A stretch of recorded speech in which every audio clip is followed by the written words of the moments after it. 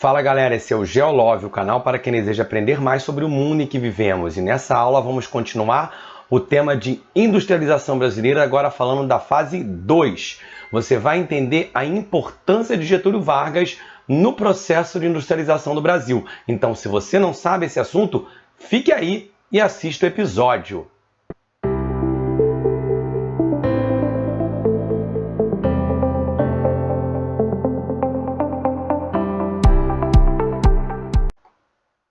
Fala galera, sejam bem-vindos a mais uma aula do nosso canal.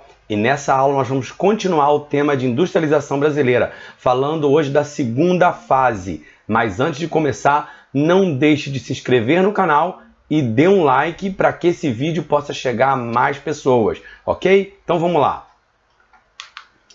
A industrialização brasileira, nós vimos na aula anterior que na primeira fase que ela começa, um marco desse processo seria a Tarifa Alves Branco de 1844. Mas alguns autores só vão mesmo considerar que o Brasil começa o seu processo de industrialização em 1930. E o 1929 é um marco para esse momento, por quê? Porque em 1929 acontece a crise de 1929, a crise econômica que vai atingir os Estados Unidos, que vai causar a quebra da Bolsa de Nova York. E o que isso tem a ver com o Brasil? O que isso afetou o Brasil? Essa crise que vai ocorrer em 1929, que vai afetar não só o Brasil, mas vai afetar outros países que têm uma relação, que tinham uma relação econômica com os Estados Unidos. De certa forma, ela vai se espalhar pelo mundo todo. E o Brasil, que dependia das exportações de café, vai ver a sua principal atividade econômica, que era a exportação de café, ter uma queda drástica por causa da crise que vai atingir aqueles países que importavam o café do Brasil. Eduardo, por que tanto café? Porque o café ele era um produto que ajudava a manter os trabalhadores acordados, os trabalhadores, vamos dizer assim, dispostos a trabalhar por causa da ação da cafeína. Então, a partir da Revolução Industrial, o consumo de café aumentou muito, relacionado a essa característica de manter mais ativo, mais acordado as pessoas a partir do consumo de café.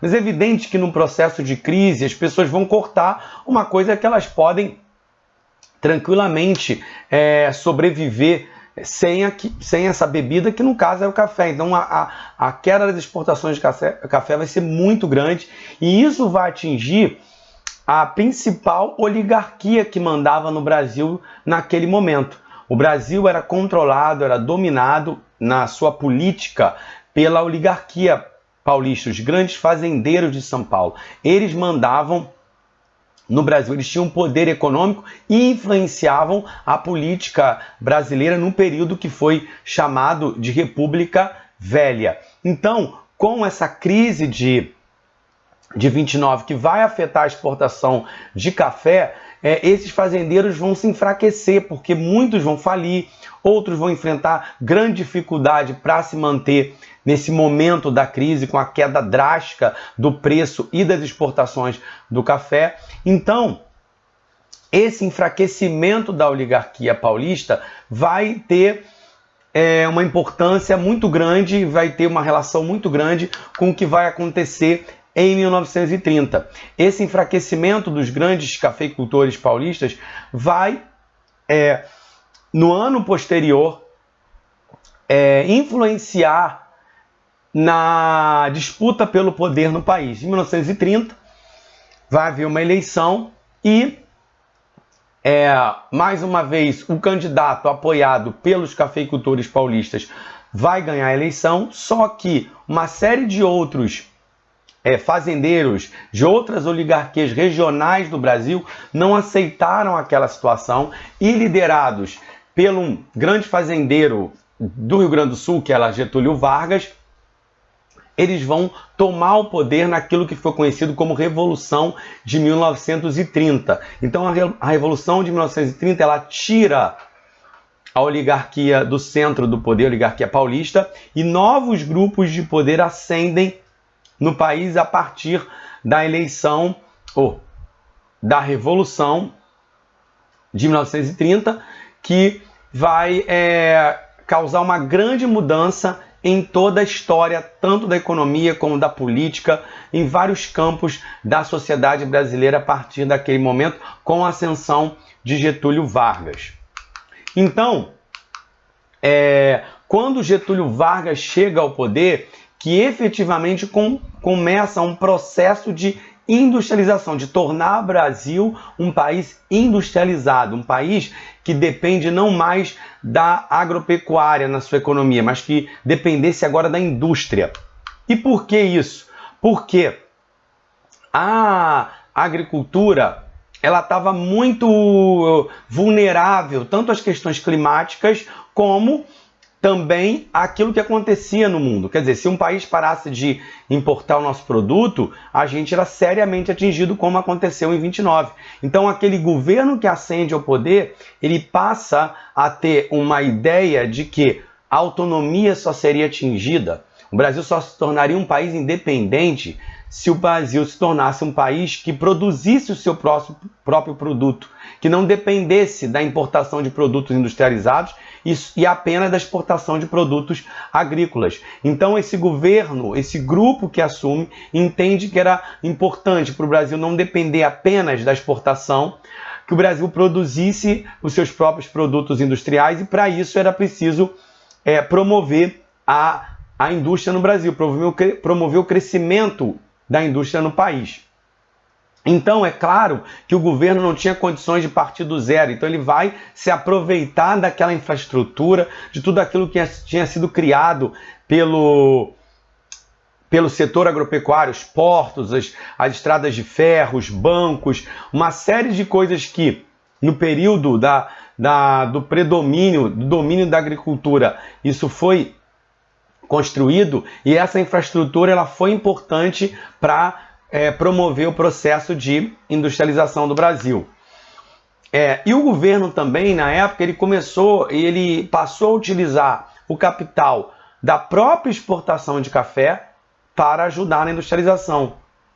Mas você vai me dizer, mas o país não estava em crise? Estava, mas depois, ao longo dos anos, houve uma recuperação econômica, as exportações voltaram a crescer, porque os países começaram a sair da crise e voltaram a comprar o café do Brasil, e o governo brasileiro começou a pegar essas divisas que entravam com a exportação de café e a investir no processo de industrialização, a investir para contribuir para o crescimento industrial do país.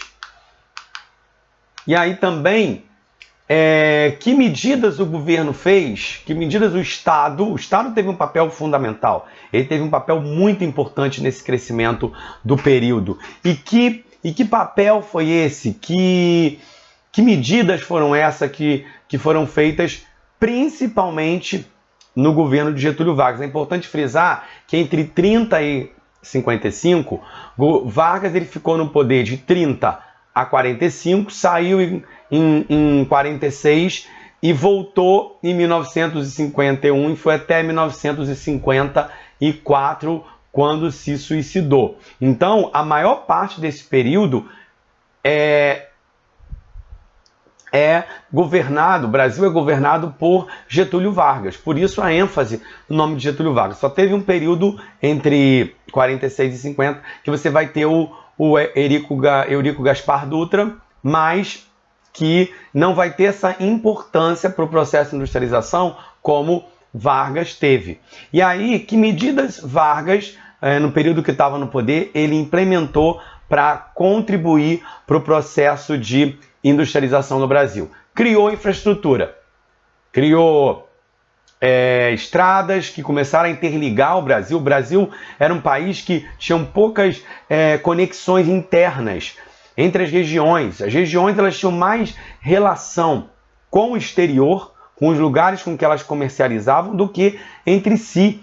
Então o norte tinha mais uma ligação com os lugares que ela exportava borracha, o nordeste com a questão da cana, o sudeste com o café, mas entre si a interligação era pequena, porque não existiam estradas de ferros nem rodovias que ligassem o Brasil. E Vargas vai começar esse processo de interligação do país. Então vai ser uma atitude importante do Vargas para, vamos dizer assim, criar um mercado brasileiro. Não existia um mercado nacional. E Vargas, através desse processo de integração, vai criar um mercado integrado no território nacional, vai contribuir para a criação desse mercado. O Vargas também vai investir em energia, construção de hidrelétricas, estatização de empresas no país, que eram empresas privadas, vão ser encampadas pelo Estado, e também investir em telecomunicações. Vargas vai criar a Rádio Nacional, e a Rádio Nacional vai ser muito importante para difundir as ideias do Estado e para a própria ideia de construção do país, porque vamos dizer assim, símbolos vão ser criados a partir do rádio, o carnaval, o futebol. Então Vargas vai usar o rádio como uma forma de difundir uma ideia de Brasil a partir de país, a partir do rádio. Então o rádio vai ter uma importância muito grande também para o país nesse período. Outra coisa que Vargas vai fazer é a criação de empresas de base, da indústria de base. A indústria que produz os bens para as outras indústrias. Por quê? Porque essas indústrias, elas são caras, elas têm um custo muito grande de capital para poder colocar em operação. E a iniciativa privada e os estrangeiros não queriam investir nessas indústrias, ou não tinham interesse, preferiam investir em indústrias que tinham um lucro mais imediato, que eram as indústrias de bens de consumo não duráveis e semiduráveis. Então o Estado vai investir nessas indústrias e vai fornecer também, importante enfatizar, vai fornecer esses produtos, essa energia com valores mais baixos para poder também incentivar a indústria brasileira e diminuir o custo da produção no país. Vai dar subsídios, né? Vai diminuir o preço desses serviços e dessa produção das indústrias estatais para poder incentivar as indústrias brasileiras a crescerem, diminuindo o seu custo de produção. Uma outra coisa também é que o governo vai implantar medidas protecionistas que vão proteger, por isso protecionismo, de proteção, proteger o produto nacional dos produtos importados. E que medidas foram essas que Vargas implementou para proteger o produto nacional perante os produtos importados? Vamos lá. Quais foram essas medidas? Desvalorização cambial. O governo desvalorizou a moeda nacional em relação à moeda de referência na época, para que o produto brasileiro ficasse mais barato e o produto importado ficasse mais caro. Porque quando você desvaloriza a moeda do seu país perante a moeda que é comercializada, que é a moeda que é usada no comércio internacional, o seu produto ele fica mais barato e o produto importado fica mais caro. Vamos dar um exemplo para você entender isso. Vamos basear isso no dólar, tá? O dólar hoje, $1 está a R$5 e alguma coisa, tá? Já chegando a quase R$6 nos dias atuais. Se você tem um produto que custa $10, ele vai custar mais de R$50 hoje. Mas, se o dólar começar a baixar, o produto importado vai custar menos. Então, por exemplo, se hoje custa um produto que custa $10 e eu importá-lo, vai custar mais de R$50. Mas se o dólar baixar para $1, R$3, se o dólar baixar, você vai ter uma situação diferente, onde o produto importado vai ficar mais barato. Então, supomos que o dólar custe R$3, se você importa esse produto que custa $10, vai custar 30 e poucos reais. Então, quanto mais desvalorizada for a sua moeda em relação à moeda internacional, mais o produto importado fica caro. Por isso que Vargas fez isso, para os produtos importados ficarem caros e para os brasileiros comprarem produto do nosso país. Uma outra coisa que ele também fez foi aumentar os impostos sobre produtos importados. Aumentar os impostos, as tarifas de importação sobre os produtos de fora, para que o produto importado ficasse mais caro. E outra coisa também foi em alguns casos, ele até restringiu e proibiu a importação de alguns produtos para que a nossa indústria fosse protegida.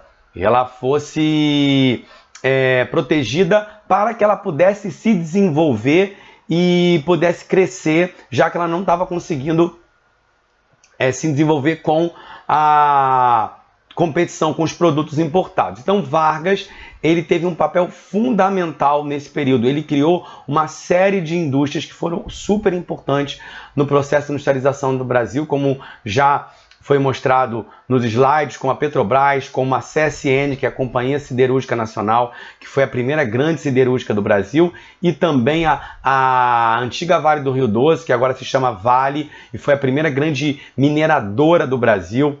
Criou também outras instituições importantes, como o BNDES, que era para promover, para emprestar dinheiro para promover o desenvolvimento econômico e da indústria no Brasil. Então, Vargas tem um papel super importante nesse processo de industrialização. Ele vai dar o pontapé inicial desse grande crescimento industrial e, a partir desse momento, a indústria, sim, se torna o carro-chefe da economia brasileira. Ela passa a ser o setor que o Brasil vai depositar para se tornar um país mais importante dentro da economia mundial. Então, espero que vocês tenham compreendido essa segunda fase e que vocês possam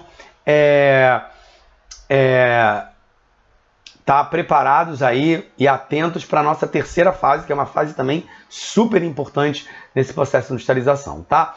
Se você gostou desse vídeo, entendeu, dá o seu like, inscreva-se no canal e até o próximo. Saudações geográficas!